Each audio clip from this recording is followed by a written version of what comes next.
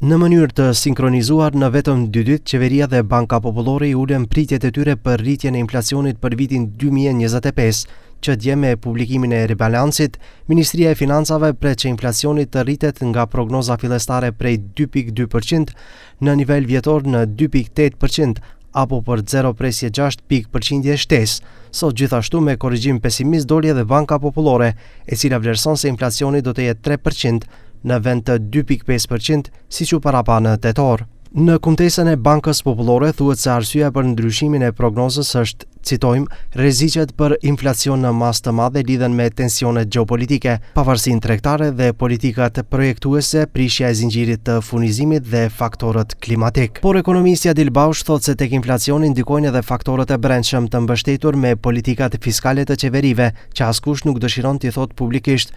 Nuk përmenden si problem real dhe i madh, ndërsa me këtë edhe nuk duan që të zgjidhen. Ako se sećavate, ние започнахме годината со покачување на одредени ставки, нели, на плати и пензии. И тоа одма генерира во еден кусрок месечно, може да генерира покачување на индикаторот на инфлација. Дали перцепцијата останува оваа сега за понатаму, дали ќе имаме покачување на инфлација? Да, затоа што надворешниот фактор може да ја гура, да ја покачи поголемата инфлација, но таа што се генерира внатре во државата, таа во моментот е реалната. Megjithatë, në përgjigjen shtesë që televizioni 21 e kërkoi nga Banka Popullore, thuhet se projeksionet janë marrë edhe nga faktorët e brendshëm që ndikojnë ndaj kërkesës.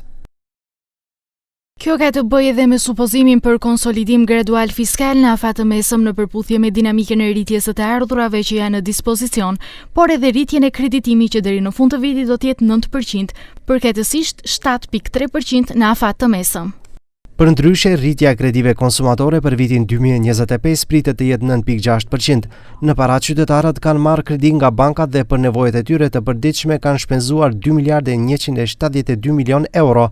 Baush vlerëson se nëse kufizohen këto kredi dhe ulet rritja e tyre, për të mos pasur efekt negativ në ekonomi, do të duhet të intervenohet dhe në politikën fiskale të qeverisë. Baush sërish rikujtoi se ngritja e marzhave dhe çmimeve nuk janë masa të mira dhe dëmtojnë tregun duke rritur më tej inflacionin.